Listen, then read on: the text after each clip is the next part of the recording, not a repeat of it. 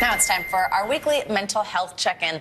Today we're taking a closer look at the influence of managers and why some studies say they could impact your mental health actually more than your therapist. Plus, new parents feel the job is much harder than they expected. We have more on how it's shaping their parenting styles. Let's bring in Dr. Erica Richards for more. She's the chair of psychiatry at Sibley Memorial Hospital and an assistant professor of psychiatry at Johns Hopkins Medicine. Dr. Richards, it's always good to have you join us, and we just love this segment. Thanks for being with us today. So let's start with this new study. It's from the Workforce Institute, and it found that 69% of employees, that's a lot of people, feel like their manager has the greatest impact on their mental health. I guess this sort of makes sense, especially in this culture and society where, you know, so much of work is our identity. We spend so much time at work. But tell us how that stress translates into life outside the office, and also what can be done about it. What can a manager keep in mind? Good morning, Savannah. So I think there's a couple of take-home points from this Workforce Institute survey. 3,400 people were questioned across 10 countries. So this is a universal concept. And what they believe is that it's really time for leaders to understand the impact that they're having on their organization and on the people that they're working with. I mean, when we're saying that our leaders have more of an impact than our doctors and our therapists, and really the same impact as partners, that's a big deal. And there's a couple of things that they want leaders to work on and to understand. Number one is leading by example. It's really important for leaders to really manage themselves.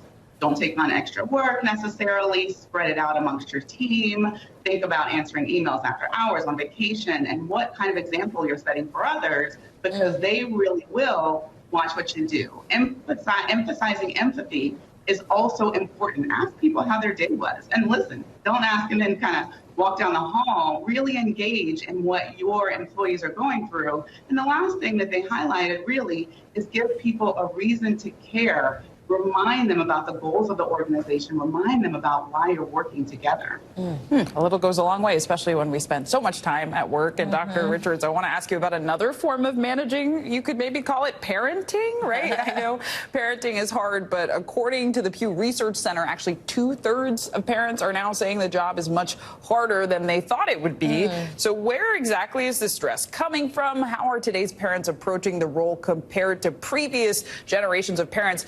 And also, do you have tips on how to relieve this stress, or are we kind of stuck in it as parents? This is a very interesting study conducted by the Pew Research Center. And the good news is that they found about 80%, so 8 out of 10 people that they questioned, find parenting enjoyable, find it rewarding, either most or all of the time. But about 2/3 also said it is much harder than they expected that it would be. And why is this the case? Well, if we highlight working moms or moms for a second, there's a lot that goes into that. What we know is that mothers today that may be working outside of the home, they're still spending the same amount of time with their children and with parenting. So figuring out how to balance that becomes stressful. I think that also parents in general are worrying, but they're worrying about different things. I think decades ago, the worries were, well, will my kid be kidnapped or will they get sick? But now we're seeing them worry about their child's mental health and trying to help them navigate that. They're worrying about financial stability. So there's just a shift and a change also to how they're interacting with their parents, with their children as parents, asking questions, really encouraging discussion more than a top-down approach with parenting. Okay, I'm really into this last question, and maybe it's a way to address both of these two things that we're talking about, work stress, parenting stress. The UK they found that 90% of people who watch birds or listen to bird songs feel a boost in their mental health, a way to manage stress. Walk us through exactly what we know here. It's very interesting, and this reminds me a little bit of a discussion we had a couple of months ago about the importance of smiling when you interact with people.